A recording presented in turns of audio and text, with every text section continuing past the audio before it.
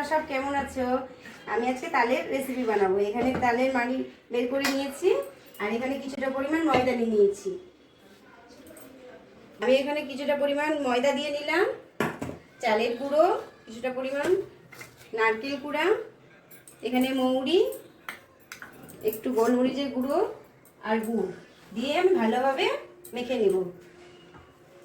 আমি ময়দা নিয়ে নিয়েছি মালপোয়ার জন্য, কিছুটা পরিমাণ দুধ দিয়ে নিলাম, কিছুটা পরিমাণ সুজি, নারকেল কোড়া, চিনি, এখানে মৌরি আর গোলমরিচের গুঁড়ো আর এখানে তালের মাড়িটা দিয়ে আমি ভালো করে ফাটিয়ে নেব।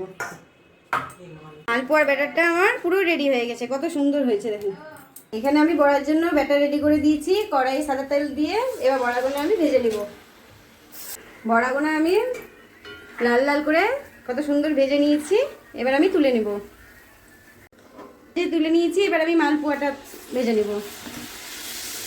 মালপোয়াগুলো কেমন টক্কা টক্কা হয়ে ফুলে গেছে, মালপোয়া ভাজা হয়ে গেছে, এবার তুলে নেব। বড়া আর মালপোয়া আমার পুরো রেডি হয়ে গেছে। আপনারাও বাড়িতে বানিয়ে খাবেন আর রেসিপিটা কেমন লাগলো আমাকে কমেন্ট করে জানাবেন। নমস্কার।